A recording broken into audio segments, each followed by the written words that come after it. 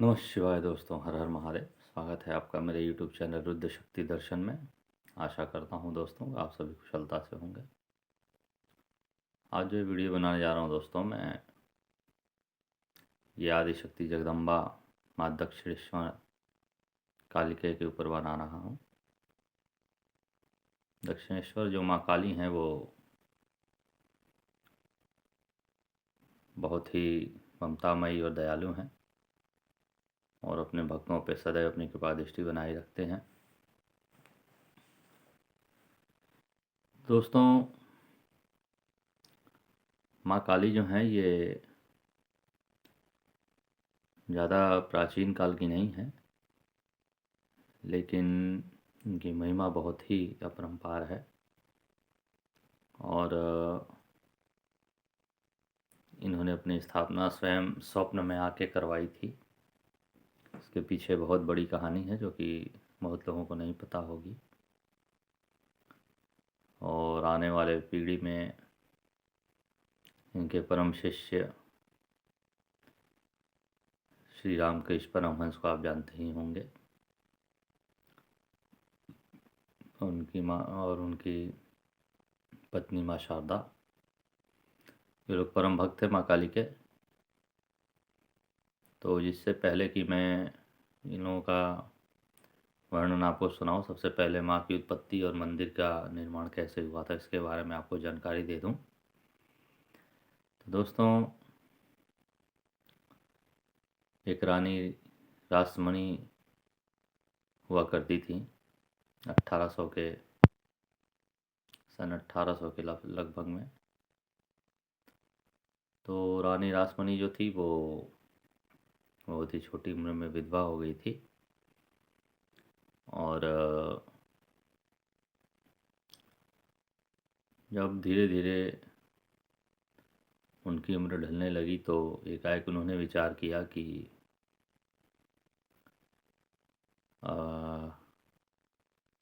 क्यों ना काशी जाकर के वहाँ से भगवान का दर्शन करते हुए सभी तीर्थों की पूजा की जाए जा कर के।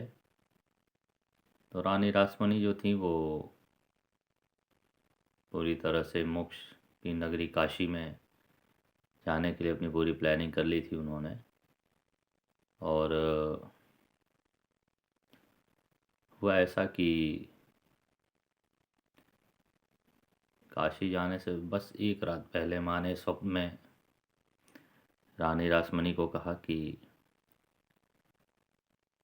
तुम मेरा मंदिर का निर्माण करवाओ और मेरी मूर्ति की स्थापना करो और जो फल तुमको सभी तीर्थों से मिलेगा वो तुम्हें यही काम करके मिल जाएगा। तो रानी रासमणी झटके से उठी और उनको लगा कि वास्तविकता में प्रत्यक्ष माँ उनसे बातें कर रही हैं और इसको देखते हुए रानी रासमणी ने अपना बनारस जाने का प्रोग्राम था वो कैंसिल कर दिया और माँ के कहे अनुसार अब वो गंगा जी के किनारे भूमि का निरीक्षण करने लगी।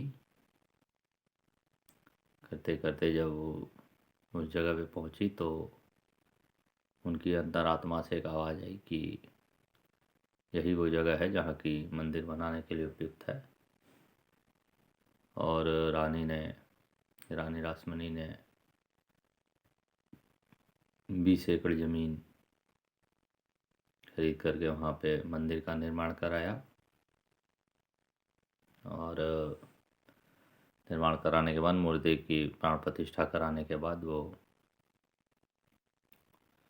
पूजा पाठ के लिए सभी के लिए खोल दिया गया। तो मंदिर का निर्माण दोस्तों सन 1847 में प्रारंभ हुआ था और 1855 के आते आते पूर्ण हो गया था मंदिर आपका। और मंदिर का पूरा खर्च रानी रासमणी ही उठाती थी और 6 साल बाद सन 1861 में रानी रासमणी बहुत ही बीमार पड़ गई और जब लगा उनको कि अब वो ज़िंदा नहीं रहेंगी तो उन्होंने ट्रस्ट का गठन किया और गठन करने के बाद प्रातःकाल में उनकी मृत्यु हो गई। तभी से दक्षिणेश्वर माँ काली का ट्रस्ट गठित किया गया था सन 1861 में। और उसी के बाद दोस्तों कुछ दिनों बाद, कुछ सालों बाद हुआ होगा तो श्री परमहंस जी पुजारी बने थे इन्हीं माँ दक्षिणेश्वर काली के। और दोस्तों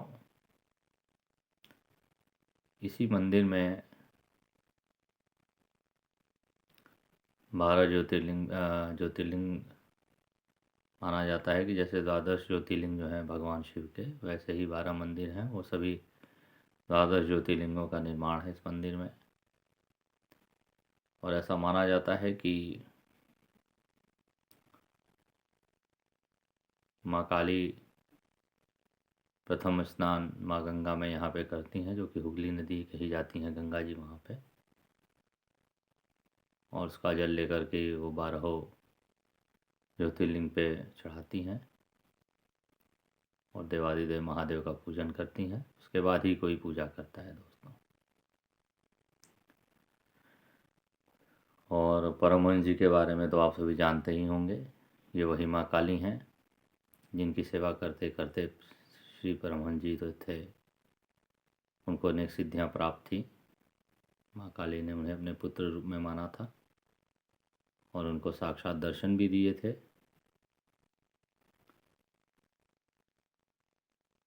एक बार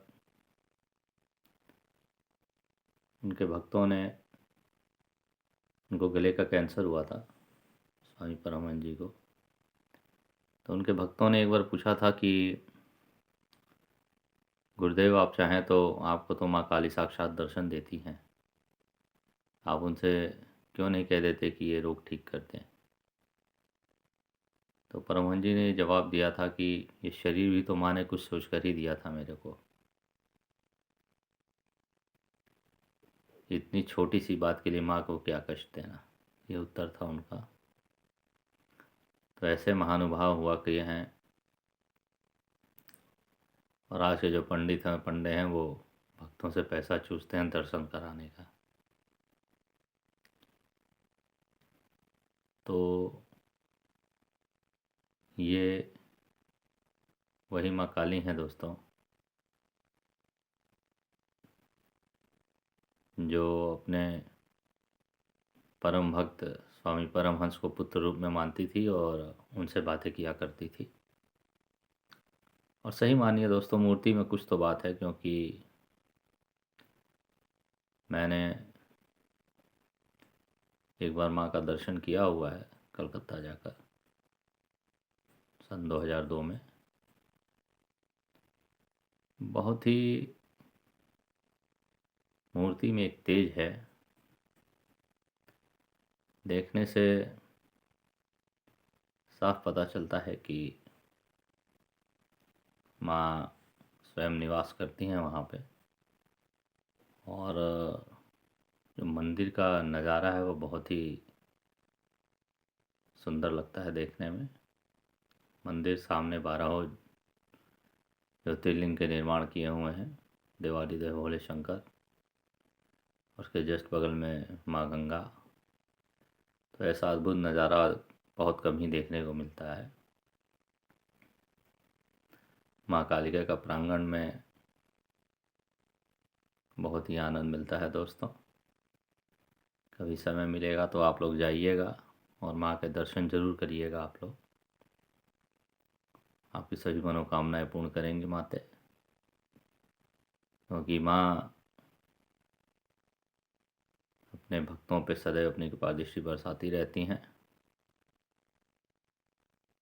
तो दोस्तों आशा करता हूँ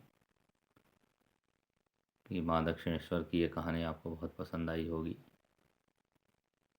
इससे आप समझ सकते हैं दोस्तों कि अगर जो आप में कुछ कर गुजरने की लालसा है, अगर जो आप निश्चल मन से पूजा करते हैं, पवित्र मन से पूजा करते हैं, जन कल्याण की भावना है आप में, तो आपको कहीं किसी भी धाम जाने की ज़रूरत नहीं है।